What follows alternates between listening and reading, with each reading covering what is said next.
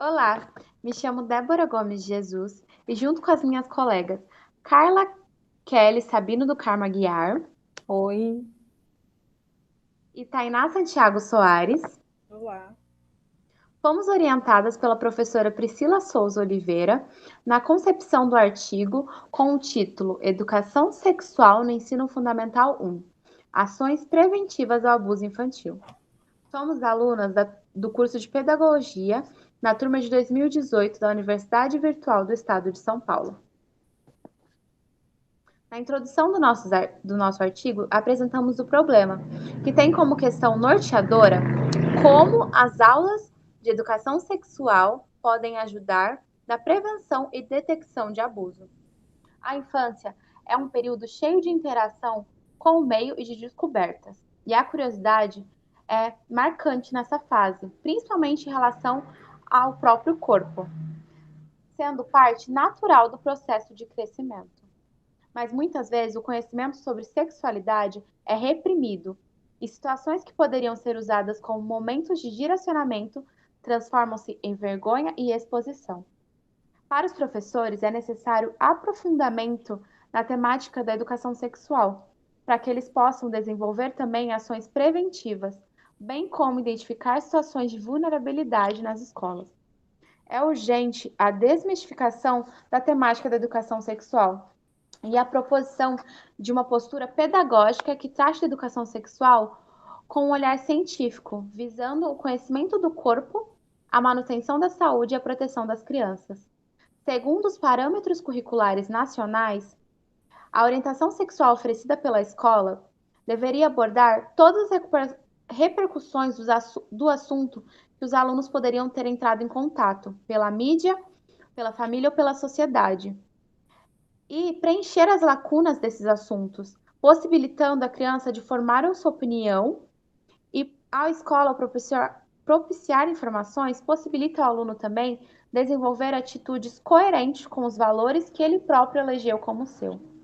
Na introdução, também apresentamos a justificativa, trazendo o tema como um desafio para os espaços escolares, pois esse tema é tabu para as famílias e para a sociedade. Mas as situações de abuso ocorrem com mais frequência do que podemos imaginar. E existe um equívoco em relação a esse tema, onde trata a educação sexual como a escola ensinar os alunos a fazerem sexo. Mas na verdade não é isso.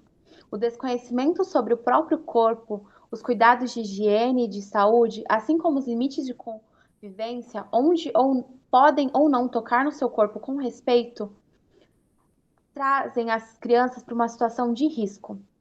A ideia central da educação sexual é o autocuidado, acesso a informações confiáveis e saber como agir em situações de perigo. Ainda segundo os parâmetros curriculares nacionais, é fundamental para que as crianças consigam identificar situações de perigo e saibam como pedir ajuda caso sofram alguma violência ou abuso. Os dados sobre a educação sobre o crime de violência sexual são alarmantes e a escola tem responsabilidade de desenvolver ações de enfrentamento a essa situação. O objetivo geral do nosso artigo é analisar como o trabalho com educação sexual é necessário na formação dos alunos do ensino fundamental, com foco especialmente na prevenção e detecção de abusos. Os objetivos específicos são analisar a transversalidade da temática, pesquisar sobre metodologias que possibilitem um trabalho com a sexualidade, a desmistificação do tema e também apontar indícios de abuso infantil que podem ser identificados pelos professores e os direcionamentos a serem tomados em casos assim.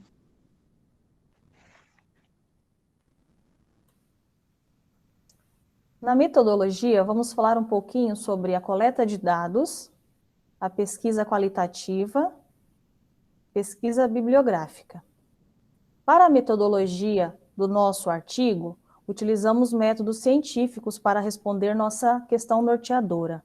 Como as aulas de educação sexual podem ajudar na prevenção e detecção de casos de abuso sexual na infância? Para essa abordagem, trabalhamos com a pesquisa qualitativa, a partir de referenciais teóricos, sem necessidade de aplicação. Segundo Eva Maria Lacatus e Marina de Andrade Marconi, a pesquisa qualitativa responde a questões particulares com o universo dos significados, dos motivos, dos valores e atitudes. A base de nossas investigações deu-se a partir de fontes e pesquisas bibliográficas com fontes secundárias. Falamos um pouquinho sobre as plataformas utilizadas. Como estamos vivendo num momento de pandemia, as pesquisas se limitaram a bibliotecas virtuais, a periódicos, notícias em sites da internet. Exploramos buscadores da internet, Google Acadêmico e Cielo, com as seguintes palavras-chave: educação sexual, parâmetros curriculares, prevenção, metodologia e ensino fundamental. Delimitamos a nossa pesquisa ao trabalho pedagógico dos conteúdos sobre educação sexual para alunos do 3º ou 5º ano do ensino fundamental, ciclo 1, visto que o assunto é compatível com as nossas qualificações pessoais e remetem ao nosso campo de atuação. Na fundamentação teórica, nós trouxemos 3 citações. Moço Martins diz: querer ver e tocar os órgãos genitais e falar palavrões são atitudes que ocorrem com frequência nas salas de aulas, inclusive na presença dos professores. Muitos, porém, preferem ignorar estes comportamentos, seja por não ter formação específica, não se sentir à vontade para conversar com as crianças sobre o tema. Essa omissão leva os alunos a achar que temas relativos à sexualidade não devem ser discutidos com os adultos. Curiosos, vão continuar procurando informações com os colegas e ouvir comentários equivocados em resposta. Até o 5º ano, a principal tarefa do professor é observar as atitudes das crianças. Nem sempre as dúvidas são expressas em palavras, mas se um garoto abaixa a calça ou levanta a saia da coleguinha, é hora de conversar sobre as diferenças entre meninos e meninas. Ignorar, condenar ou reprimir essas situações são atitudes que podem contribuir para as situações de vulnerabilidade e busca de informações locais, como revistas e internet, sem a devida supervisão de um responsável de confiança. Ao analisarmos os dados divulgados pelo Ministério da Mulher, da Família e dos Direitos Humanos, dos 159 mil registros feitos pelo Disque Direitos Humanos ao longo de 2019, 86,8 mil são de violações de direitos de crianças ou adolescentes, um aumento de quase 14% em relação a 2018. A violação sexual figura em 11% das denúncias que se referem a este grupo específico, o que corresponde a 17 mil ocorrências. Em comparação a 2018, o número se manteve praticamente estável, apresentando uma queda de apenas 0,3%. Temos também Gomes e Cardoso, que reforça que a formação docente para identificar possíveis casos de violência sexual precisa ser constante. A formação continuada, com momentos de estudo, palestras, parcerias com instituições especializadas ajudam na percepção dos comportamentos indicativos de vulnerabilidade e orienta sobre as tomadas de decisões necessárias caso a suspeita se confirme.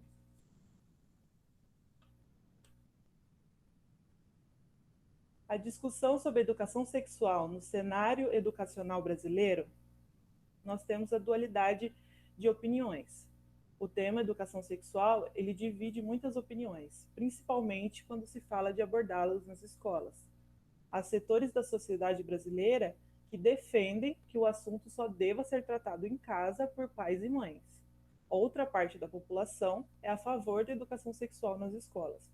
Uma pesquisa interna feita pelo MEC e publicada no começo de fevereiro revelou que a maioria dos brasileiros e brasileiras concordam com que questões de gênero e sexualidade façam parte do currículo escolar.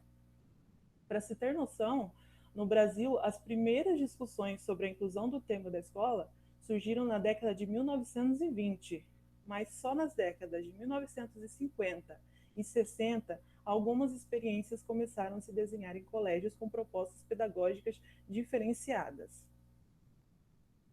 A urgência na abordagem do tema nos espaços escolares fica evidente ao analisar os números reunidos por Soares. 61.597 é o número de adolescentes entre 15 e 19 anos que engravidaram em 2017. Segundo o Banco Mundial, 76,9% dos casos de violência sexual notificados no país são cometidos contra crianças e adolescentes. Esse panorama assustador, ele reforça o importante papel dos professores em estar preparado para posicionar-se no combate à violência e à situação de abuso sexual infantil. Um dos medos mais apontados é de que, ao se abordar o conteúdo sobre a sexualidade, o desejo por fazer sexo seja despertado de forma precoce, quando, na verdade, o trabalho com a educação sexual ele vai para outro caminho, um trabalho com saúde, autoconhecimento, respeito ao corpo e suas transformações, sem relação alguma com práticas de atos sexuais. Costa também salienta que a curiosidade sobre o corpo e sexualidade são naturais e, quando não respondidas de maneira adequada, criam um espaço perigoso para a busca em locais inapropriados. A partir dos anos 2000, que foram sendo criados projetos que abordavam direta e indiretamente a sexualidade, com a intenção de estimular o trabalho, o respeito e a orientação sexual de cada indivíduo e a capacitação dos professores em abordar o tema em espaço escolar. O programa Brasil Sem Homofobia, que foi criado em 2004 para combater o preconceito com a população LGBT, o programa Gênero e Diversidade na Escola, criado em 2006 para capacitar professores de 5ª a 8ª série para trabalhar sobre as questões de gênero, sexualidade e orientação sexual. E o programa Saúde na Escola, criado em 2007, com o objetivo de tratar a saúde e a educação como parte de uma formação para a cidadania. Porém, não existem notícias recentes da continuidade dos programas e, em 2018, a temática foi fortemente criticada pelo atual presidente da República, sendo deixada de lado pela atual gestão. Com isso também, Gomes e Cardoso diz: deixar o assunto para ser abordado somente no final do ensino fundamental é ignorar todos os números de violência sexual existentes. É como fingir que antes da adolescência não enfrentarão problemas relacionados com a sexualidade. Ainda na discussão, trazemos propostas pedagógicas para o trabalho com a prevenção de abuso sexual na infância. A escola é tratada como um espaço privilegiado, pois a maioria dos crimes sexuais contra crianças ocorre em ambiente familiar ou conhecido, e é comum que essas crianças não compreendam com clareza que essas situações sejam de violência. Segundo Provenzi, na maioria das vezes o abusador está entre o grupo de amigos ou conhecidos da família, sendo a porcentagem de 30,13%. Padrastos e madrastas, 12,09%. E os próprios pais e mães, 12,03%. Provenzi diz que muitas vezes a criança vê na escola um espaço seguro para revelar que está sofrendo violência física, psíquica ou sexual. Mas para que a criança encontre um espaço seguro, é importante que ocorra uma mudança de mente por parte dos professores. Eles precisam rever seus conceitos e abandonar julgamentos pessoais, buscando referências científicas e embasadas em dados seguros. No próximo slide, vamos ver uma tabela de mitos e realidades sobre o abuso sexual infantil. Um desses mitos que eu gostaria de citar é que o autor do abuso sexual é um psicopata, um tarado que todos reconhecem na rua, um depravado sexual, geralmente mais velho e alcoólatra, homossexual ou retardado mental. Mas, na realidade, os crimes sexuais são praticados por pessoas de todos os níveis socioeconômicos, religiosos e étnicos. Na maioria das vezes, são indivíduos aparentemente normais e queridos por crianças e adolescentes. A maioria dos autores de violência sexual é heterossexual e também mantém relações sexuais com adultos. Esses mitos ainda fazem parte das convicções de muitos professores, deixando-os receosos para tratar sobre a educação sexual. Furlan Neto diz que, apesar de existirem documentos oficiais que abordam questões sobre gênero e sexualidade, estudos mostram que os professores, principais responsáveis pela educação sexual na escola, não têm acessado esses documentos, nem recebido outros meios de capacitação. Além disso, discute-se a conduta discriminatória de professores e demais profissionais da escola frente a manifestações sexuais dos alunos. Tal fato pode estar associado à evidência de que grande parte dos professores não tem recebido capacitação para lidar com temáticas relacionadas à sexualidade, o que reforça a propagação de propostas pedagógicas amparadas em concepções religiosas, higienistas e heteronormativas. Ações sobre educação sexual nas escolas. Furlan Neto ainda analisou 24 estudos nacionais publicados entre o período de 2010 e 2016. E nesses estudos ele constatou predomínio de ações que até abordavam o tema, mas trabalhava ele sobre a concepção médico-informativa, apenas tratando a prevenção a doenças sexualmente transmissíveis ou a gestação. E esses estudos essas ações só foram feitas do 5º ao 9º ano e no ensino médio, sendo do 5º ao 9º ano 75% e 25% no ensino médio. Não foram identificadas atividades de educação sexual para as séries iniciais, do 1º ao 4º ano.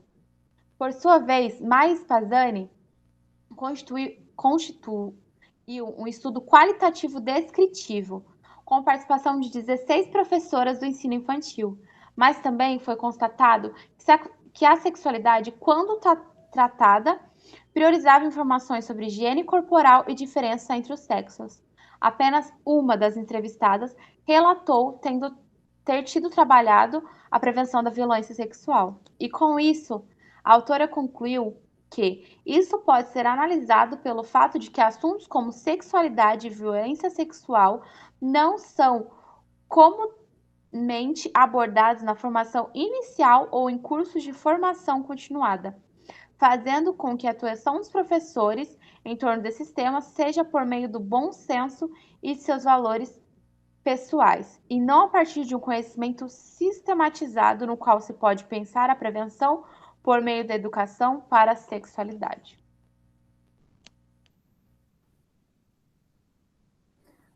Diante de todo o referencial apresentado, das pesquisas e de nossos apontamentos na discussão, concluímos, assim, que as escolas brasileiras, em sua maioria, não contemplam a educação sexual em seu currículo interdisciplinar.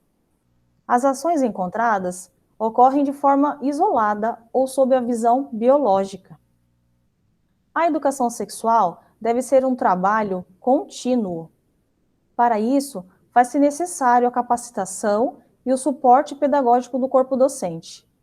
Dessa forma, é possível construir uma comunidade escolar protetiva e pronta para se posicionar diante das estatísticas alarmantes dos crimes sexuais na infância. Oferecendo informação, a escola prepara os alunos para enfrentar essas situações. Através de projetos e didáticas apropriadas a cada faixa etária, é possível esclarecer a eles os cuidados e o respeito que devem ter com seu próprio corpo, e também as formas de pedir ajuda se necessário. No próximo slide apresentamos as nossas referências bibliográficas e concluímos assim a nossa apresentação e queremos nos despedir e agradecer pela oportunidade. Agora passo a palavra para as minhas colegas para se despedirem. Obrigada pela oportunidade, espero que vocês tenham entendido o que nós queríamos passar com esse assunto. Obrigada pela oportunidade e até uma próxima.